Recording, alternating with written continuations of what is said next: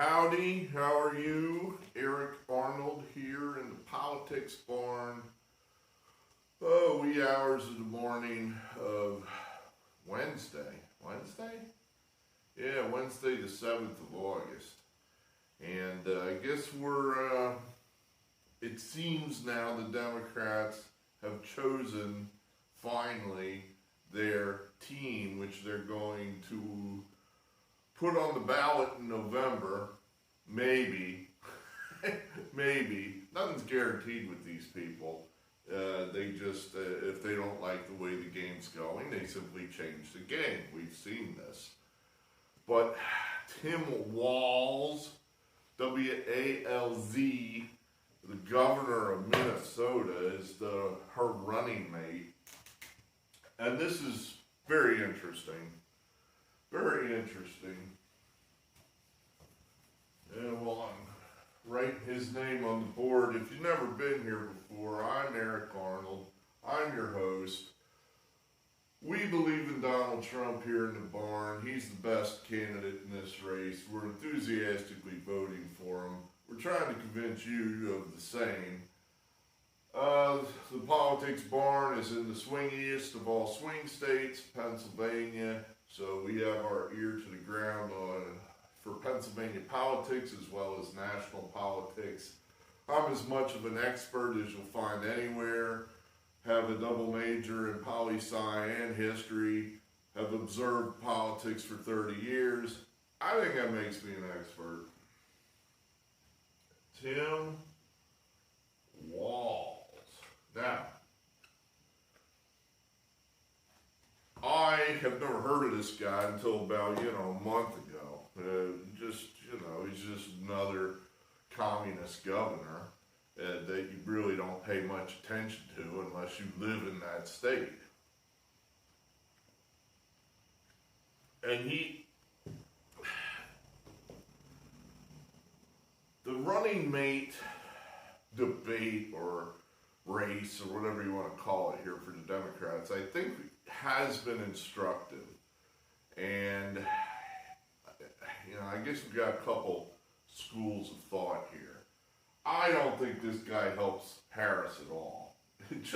He's about as far left as you get. I mean, he's Bernie Sanders. He's out there. He's as liberal as Harris is, if not more so.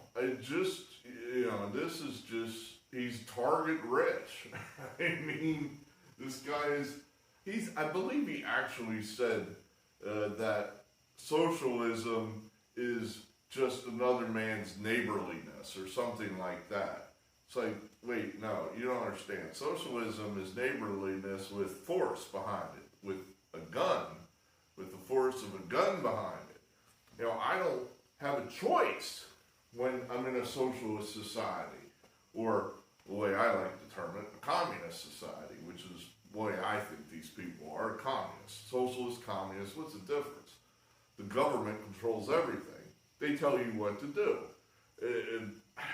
We've had this discussion in the barn numerous times where I think all these terms, fascist, socialist, communist, totalitarian, tyranny, tyrannical, whatever, I think they're all the same sides of the same coin. They're all synonymous.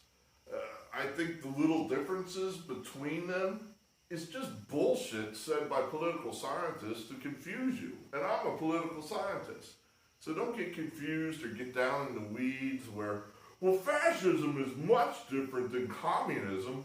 Communism is the purest form of blah, blah, blah, blah, where fascism is constrained by the blah, blah, blah. It's the same damn thing. It's a bunch of rich people or elite people telling the small people what to do. And if they don't do it, they beat the living shit out of them and or kill them. That's what all these totalitarian systems have in common. They're all the same. And socialism is one of them. It's basically that the government controls everything and the people have to go with their cup in the hand to the government saying, please, sir, may I have some more? And they may get it and they may not. Probably not. So this is what Walsh believes in. One-man socialism is just being neighborly or something like that. I gotta look it up. I haven't totally done an oppo research on this guy. A lot of people have already. I guess he's got a DUI in his past from when he was in his, I guess, early 30s. He was, clocked doing 96 miles an hour with a .128 blood alcohol level. 96 miles an hour while you're smashed. That's pretty irresponsible. It really is. He did it when he was 18. No, he was in his 30s. That's kind of irresponsible. It really is. But I'm sure he's much different now. This is a guy that let his capital city of his state burn. Rather than call the National Guard in for some order, he just let Minneapolis burn. I believe somebody threw a number out causing $500 million worth of damages. That's real money that you just torched, went up in smoke. You're responsible there, Governor. So, why? Why this guy? The debate that we've touched on, we were on the very forefront of this debate here in the Politics Barn, was the Shapiro debate. Shapiro is the governor here in Pennsylvania. We're well acquainted with old Josh Shapiro here in the Politics Barn. We tried to defeat him 2 years ago with our favorite candidate, Doug Mastriano, when they ran for governor. The Republican Party cut Doug Mastriano loose. They did absolutely nothing to help him. They gave him no money. Doug Mastriano did not run one TV ad in that entire campaign. You're saying to yourself, well, a major race like that? Are you kidding me? I don't know that's ever happened before. We see political ads pretty much at the end of every half inning in a Phillies game right now. That governor's race lasted, 6 months from the time Mastriano got the nomination to the election, and he did not run one ad. Shapiro ran thousands, tens of thousands of ads, with the result being that he won easily. He made Mastriano out to be, the devil, if not Hitler, as if that one's been done already. So, Shapiro could have run no ads and he would have won, but he made sure, and he buried the poor guy. Well, that's politics, and that's not Shapiro's fault that the Republicans decided to just sacrifice poor old Doug Mastriano. But no one's ever run negative ads against Shapiro. No one's ever dug under his fingernails. No one knows what's in his closet. Apparently there are some things in his closet. Now, not the least of which is he's Jewish. Now, I don't mean to say that's a bad thing. Like, that's in his closet, that's bad. Well, it is if you're a Democrat. Clearly. They use all kind of buzzwords, but they won't come right out and say it. But a good portion of the Democrat Party hates the Jews. And it's just that simple. A good portion of the Democrat Party hates the Jews. Which is kind of funny because a lot of Jewish people are Democrats. And you gotta say to yourself, what the hell's wrong with you people? Why are you in the Democrat Party when half your party hates you? Why don't you come over here to the Republican Party? We don't hate the Jews. Come on over. It's nice over here. We actually do feel like Israel is our ally.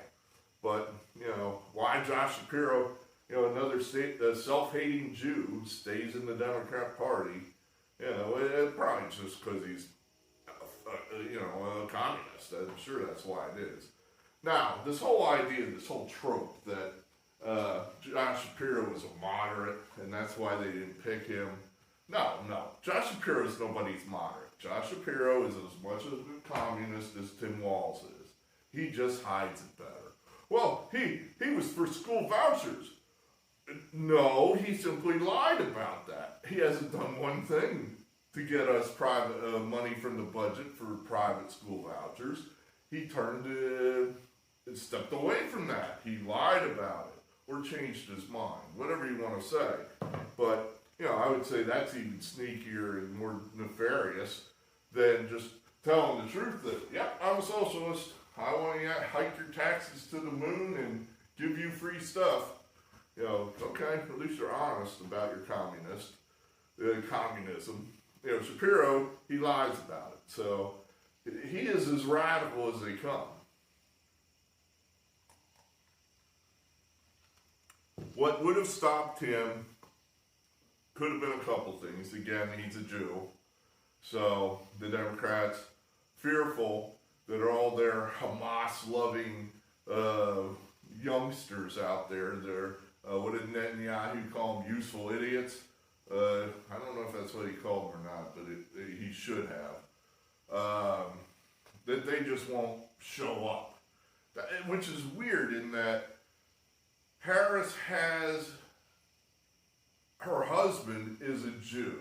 So how does that square? It's like, well, is that it? Is too many? Is that the line for the Democrats, for these Hamas idiots that permeate the Democrat Party? One Jew we can tolerate, but two is too many. That's too much. That we're just... Shapiro, I guess, served in the IDF in some fashion when he was in college. He calls it a school project or something, and now he's trying to downplay it. It's like, dude, you were, helping out a foreign country. It's like, you can downplay it all you want, but you did that. I'm sure everybody told you that was the thing to do at the time. But you did do that. It really doesn't look good when you match it up against, say, the Republicans' vice presidential candidate who served in the United States Marines. So that was a problem for Shapiro. He has covered up a sexual harassment lawsuit. This one just boggles my mind because it makes no sense. He just won election as governor. This happened in early 2023. He was elected in late 2022, sworn in, I assume, in January, and then almost immediately, a Republican, and I'm going to say here, let me use my air quotes, Republican, guy named Mike Vereb,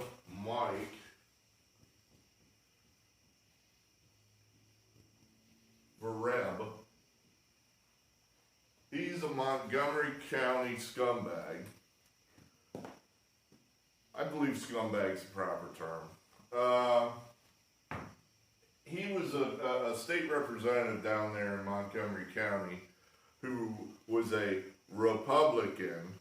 He's so Republican that immediately upon Josh Shapiro winning the governorship, he drops his office, or I don't know if he'd been voted out before that or what, but he jumps at the chance of working in the Legislative Affairs Office of the Democrats, the party that has been voting against everything he's been allegedly standing for the last 10, 15 years that he was in the state house. So he has no problems whatsoever jumping over to the other team. Some people would call that treason. Some people would call that being a traitor. Whatever. So those are the conservative values of southeastern Pennsylvania Republicans. That they can that seamlessly change teams and not worry or feel bad about it. So this scumbag switches over to Shapiro's office and immediately gets grab-ass with the help. I don't know, it lasts not long. The woman he was harassing, I believe, quit in March of 2023. So, a matter of weeks, This guy got there, tried to get busy, did the best he could. She quits. He probably harassed her for a number of weeks. She quits, and then files a lawsuit. This guy is not dismissed. He's never dismissed. He resigns in the fall of 2023. So what is that, 6, 7, 8 months? This guy continues to draw a paycheck from the state of Pennsylvania. Meanwhile, they quietly pay off the complainant some $250 to upwards of $300,000, I believe. And it's all covered up, hush hush, nothing in the press. All, what's the word I'm looking for?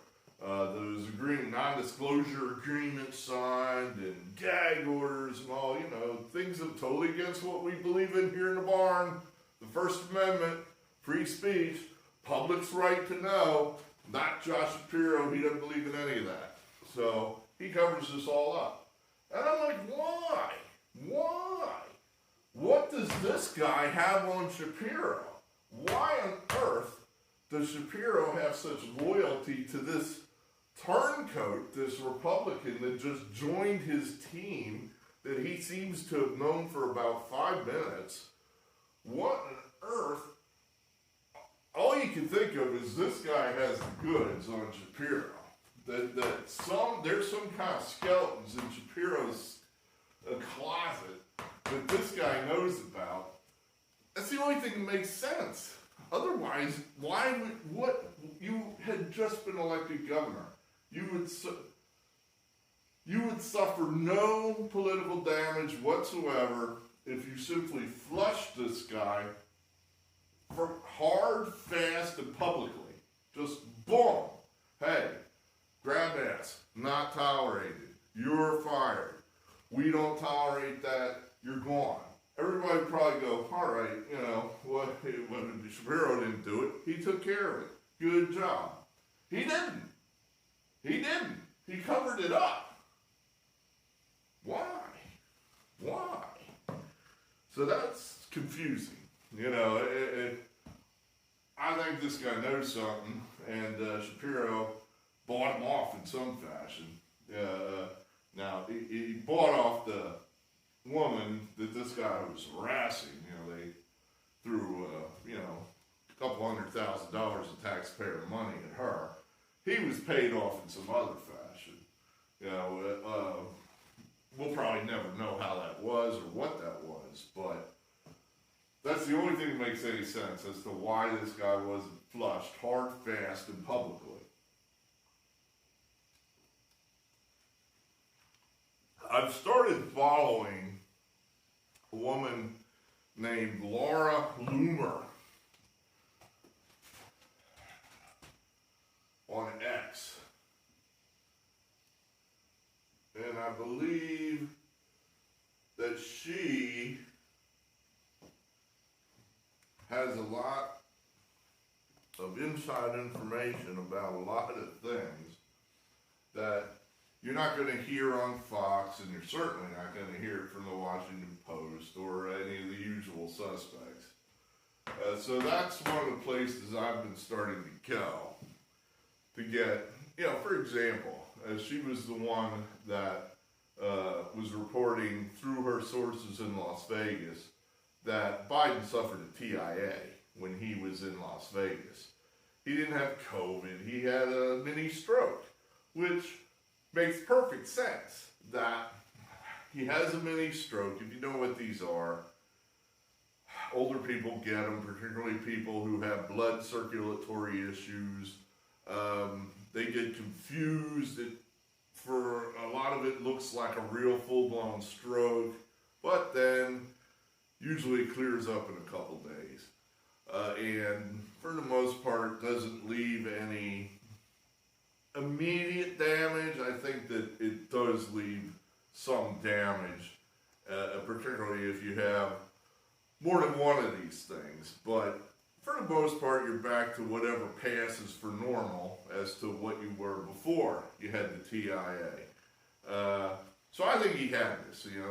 He's looking like he's having a full-blown stroke.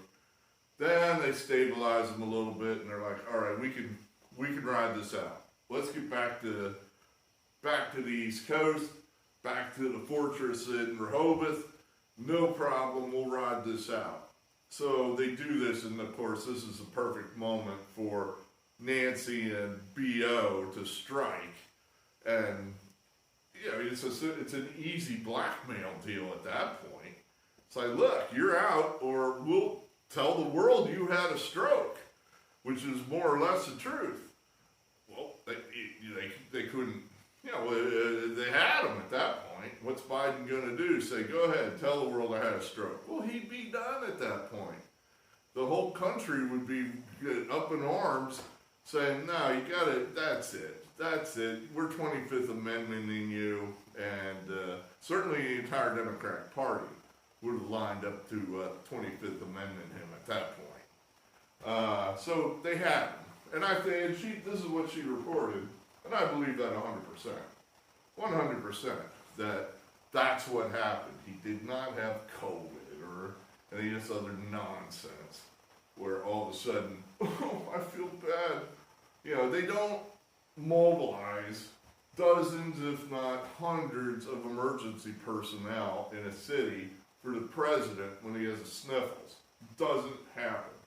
It was an acute event that caused those people to be mobilized, and I believe the information that she was fed is correct, that he had a TIA. Have you seen the guy lately? I haven't seen him other than when he, I guess, tried to get on the wrong airplane. You wonder, it's like, I guess Iran is going to attack Israel any day now, and where is this guy? Who is running the country? Who's running the country? But I guess it's not important. No, not important. We'll just, sure all will be well. All will be well. So Shapiro had some baggage, but I still think he would have been a vastly superior pick as far as helping them win than this Walz guy.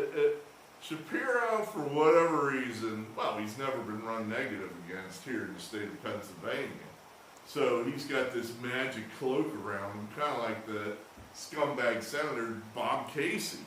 They're both total scumbags, but everybody thinks they walk on water. I mean, I don't want to get in a fight with my mother just because it's one of those things that's just better if I didn't. I guarantee if I said to her, "How do you vote for Bob Casey?" "Oh yeah, he's a nice boy. I like him." Well, what can you do? The guy is a bad senator. He spends money like it's going out of style, money we don't have. He's for every last liberal policy these bastards want to do. Wide open borders, taxes, regulations to help implement the Green New Deal, making sure that the country can't use its own energy, with the result being everything costs more. That's Bob Casey to a T. He's never met a Democrat initiative that he said no to, but he's a nice boy. And the same with Shapiro. I guarantee you my mother voted for Shapiro.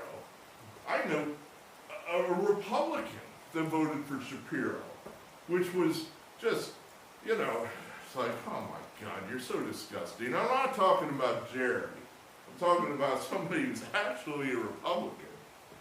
So I think Shapiro would have been the death of Trump here in Pennsylvania, that Harris would have won Pennsylvania had she picked him. Now, I don't know how badly he would have hurt the ticket with these radical Muslims or Muslim wannabes that seem to make up the younger base of the Democratic Party. My guess is he won it, that they just would have come home because they had to, because they hate Trump so much. And, I don't know how that squares. In other words, Harris's husband is a Jew. Is he somehow less of a threatening Jew than Shapiro is? That's where I don't get that. Now here's where this train of thought is gone. That I guess you have the idea that they decided not, let me put his name up here, just so we got Josh Shapiro. He's the governor of Pennsylvania. So the theory is that, well, Harris chose not to pick him because she thought that he would be too controversial with her leftist base, with the Bernie Sanders crew and the MSNBC crew and the BLM bunch and the defund the police and, you know, the usual suspects, the squad. The other train of thought is, this guy said no. So you got two schools of thought here. That Harris picked Walz because she actually thinks that Walz is the best person to help her win. Or everyone else has said no, including this guy, who I thought wanted to be involved. I really did kind of think this guy was angling to be involved. I mean, why else showed up to that Pirates game? You know, that just struck me as, you know, you could be anywhere you wanted in the state tonight, and here you are at one of the biggest public events in this, or probably the biggest public event on that day, and there you are. Why? Why? So to me, that meant he wants to be involved. But this school of thought would be that he said no. Now, why would they say no? Well, because they think Harris can't win. Because they think she's going to lose. So, how would you, let's put it this way. If you think Harris is going to lose, where would you rather be? Sitting on the outside, keeping your powder dry, not responsible for the loss in any way, or do you want to be actively involved in that mess, watching somebody who's probably a worse politician than you are? I would say Josh Shapiro is a superior politician to Kamala Harris. They're both the same politically. I mean, they're both out and out progressive radical communists. But Shapiro is sneakier. Shapiro is more electable than Harris is. He knows that. He knows, he's like, shit, if I was at the top of the ticket, I'd probably win. Same for Whitmer, same for Newsom. So why are these people all saying no? You know, this guy didn't say no outright. He let it be known that his name was out there to be picked. But then he wasn't picked. And to me that means, you know, for example, negative things floating around about Shapiro. How do we know they're not coming from Shapiro himself? You know, where Fetterman's running around out there saying, don't pick Shapiro. Don't pick Shapiro. And I'm being told that there's like long-standing enmity between the two, dating back from when he was the AG here in PA and Fetterman was lieutenant governor.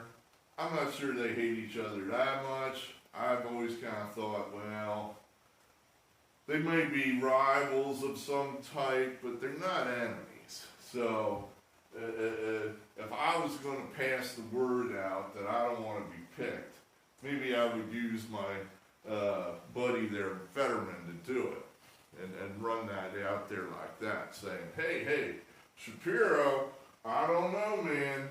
You know, you better be careful. You know, Fetterman's come out about as strong as you can for a Democrat in defense of Israel. So he can't be saying, well, don't pick Shapiro here because he's Jewish. That doesn't make any sense. Fetterman's already said he's for Israel. He's for the Jews. So that certainly wouldn't be the reason. So that's where I'm thinking Shapiro doesn't want to be the VP candidate. He doesn't want it. The other guy, Kelly, I know less about him, so I can't comment there, but it wouldn't surprise me if it was the same deal. I can't imagine that Kelly could have been any worse than this guy. I mean, this is a complete zero for the Harris campaign. This does nothing to help them. Nothing. Absolutely nothing. The guy has zero name recognition. He has all sorts of wacky positions. The guy let his city burn down. I mean, how do you square that? How do you say that's good policy? This is a guy that said he would buy ladders for the illegal immigrants so they could get over Donald Trump's wall. That's how much he loves wide open borders. Gee, I mean, that doesn't help her.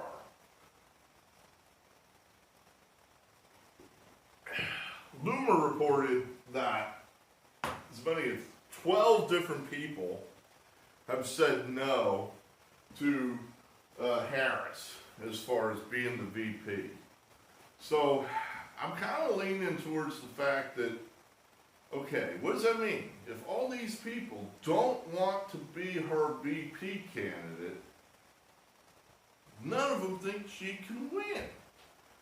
And all of this is a mirage right now.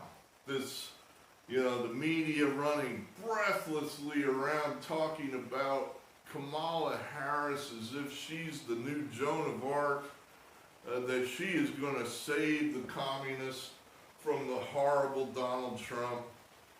And I think all of it's probably a mirage.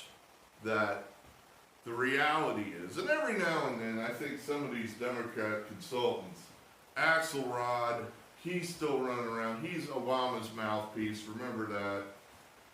He's running around saying Harris is not doing well. Carville, that's the Clintons' mouthpiece. He's running around saying she's going to get killed.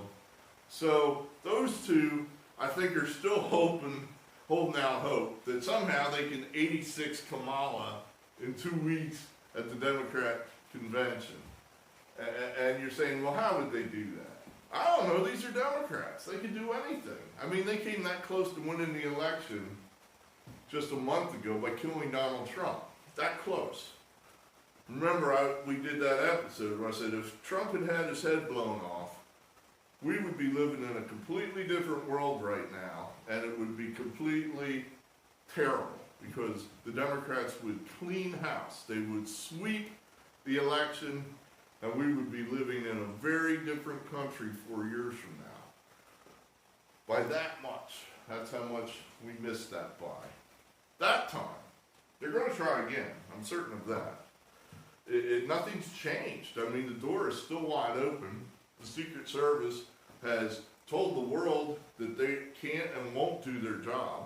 So any crackpot out there, any whatever you want to call it, crackpot, assassin team being run by the Iranians or the CIA or the White House, whatever, they've got wide open shots at Donald Trump. Now that's one of the reasons, back to VP candidates, talking about J.D. Vance, they're terrified of him. They have been trying to destroy him probably more so than Trump. I guess Trump is more or less bulletproof at this point, almost literally, where they just can't touch him. So they've just decided, all right, new meat, let's destroy Vance. We'll destroy this poor guy. And they've been trying. Now, it's harder because Vance can defend himself. He can speak. He's intelligent. So, and he's pretty much policy-wise where the majority of Americans are on nearly every issue. So that's a problem for him. But Vance does something that Trump had to have, let's put it that way. It's an insurance policy, not so much for Trump. And I heard that Ben Shapiro, he was debating another Shapiro, but this one's on our team. Ben Shapiro was debating this with Megyn Kelly. And I think the upshot of, well, I mean, is J.D. Vance really a good pick for VP? Because it seems like we're getting beat up pretty hard here. And I think they're both trying to, convince themselves that Vance is a good pick. And he is. He's an excellent pick. But they're missing the point. The reason he's a good pick is it gives us a chance to win the election. If you don't have a Vance in there as VP and Trump gets killed, which is a very distinct possibility, I would say I would rate it at least 25%. At least 25% that Trump is murdered before the election. If that comes to pass, and you have a Youngkin in there, or a Rubio, or any of these and these are pretty good politicians that I'm rattling off, but they would not win because the base would split. There would be, the MAGA base would simply take their ball and go home.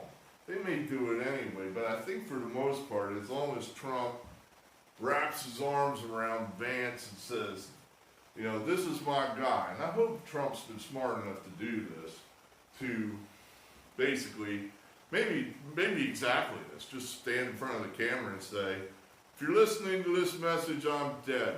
In the event of my death, I want you all to vote for J.D. Vance as if you were voting for me, and remember who did this to me. And basically something to that effect, and then hopefully the whole team would go over to Vance. And then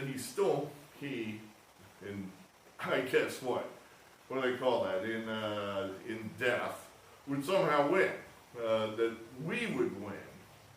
That's what Vance does for us. It doesn't really do anything for Trump, because they're going to try to kill him regardless. So that's what I think Shapiro was missing. He didn't understand or wasn't getting that, where it's like, look, this is what Vance does. You know, it gives us a chance to win in case of this happens. It's a 25% chance Trump's murdered. So that gives us a chance to still save the country. If it was one of these other people, the party'd split and we'd lose. So Vance is a good pick. What else?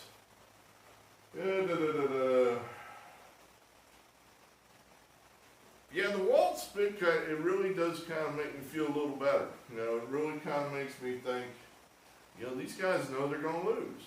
They know this is the most radical ticket. I mean, Obama was a radical. I think this is worse. You really do. This is, and of course, this is Obama's fourth term. You know, he is more or less there pulling the strings in some fashion. But to the, what's the word I'm looking for? Harris is a functioning human being, unlike Biden. So she may exhibit or do her own thing and say to Barack, well, I'm going to, exercise my own judgment, because when I looked at the nameplate, it said Kamala Harris and not Barack Obama. So I'm the president, and I can do what I want.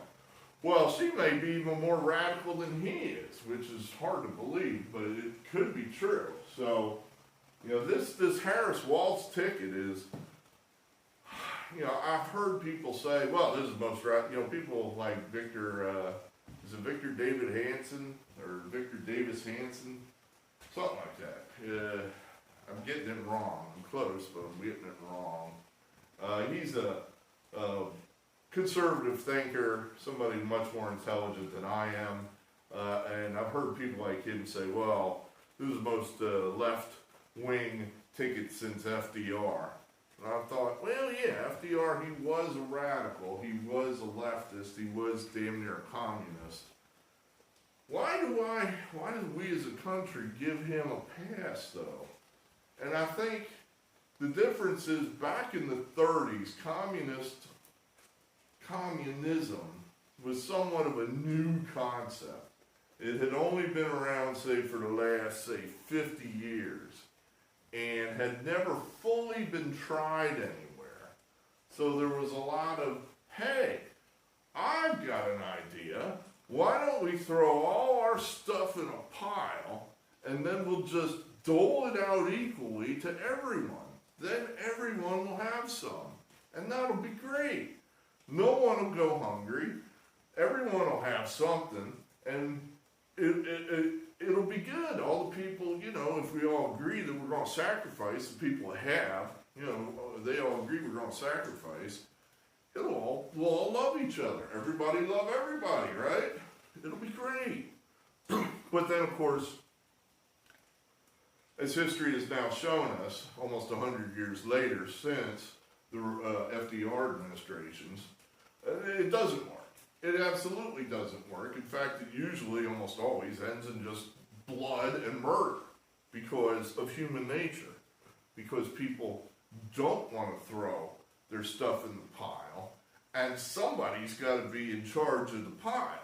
And whoever is in charge of the pile automatically has more power than the people that sit on the outside of the circle waiting to get their piece of the pile. So those people have power, and people do not give away power unless they're forced to. They just try to accumulate more power. It's just human nature. So communism always fails. It always has, it always will. I think FDR did not know that. He tried a lot of his ideas. He tried, they failed. What's Kamala Harris's excuse? What's Barack Obama's excuse? Tim Walz's excuse? Bernie Sanders, Elizabeth Warren? What's their excuse? They know communism fails. They know it doesn't work. You know, they have no excuse. They simply want the power.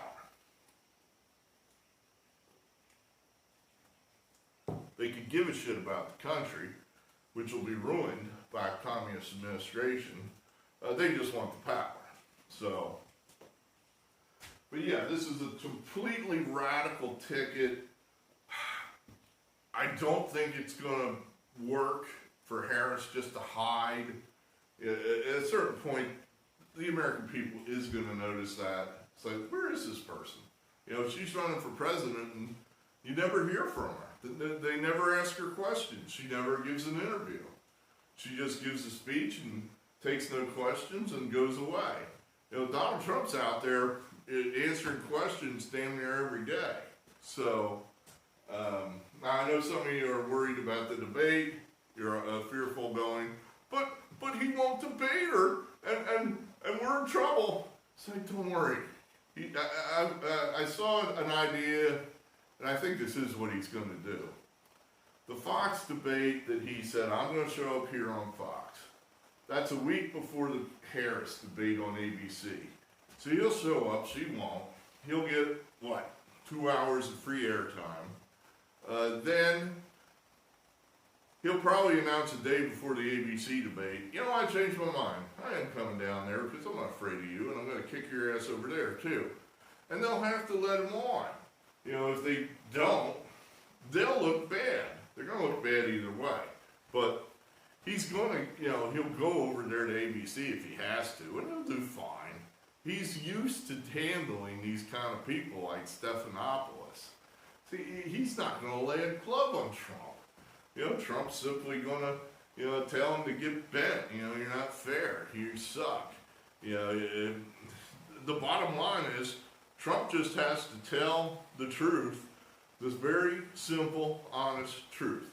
She was the vice president of Biden. We got high inflation. We got few jobs. We got 2 wars. She owns all of it. She was there for all of it. She hasn't done a damn thing. She hasn't said one word contrary to one Joe Biden policy. Wide open borders. She's down for all of it. And that's just the God-honest truth. And Americans know it. So he just needs to keep reminding them of it. So I'm feeling better now. You know, had Josh Shapiro signed up and he was the VP candidate, to me that would have been a bad sign. That would have told me, oh my God, these guys think they're going to win. They're probably right. You know, they're probably right. But with people like him not signing on, I think they know more than we know. In other words, they're on the inside. They know Kamala Harris is a terrible candidate. They know, they see polling data we do not see. And I think they know that she's not going to win. She's not going to win. So I'm feeling better tonight than I was, say, 2 nights ago. Still going to be a dogfight. We still got to do our work.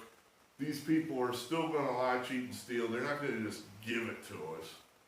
They're going to do everything they can. I mean, they're going to try to kill Trump again, I imagine. They'll try to put him in jail in September and try to assassinate him at Rikers Island. That would be easy, really. So, if not before. So, it's going to be a dogfight. We're going to have to keep going.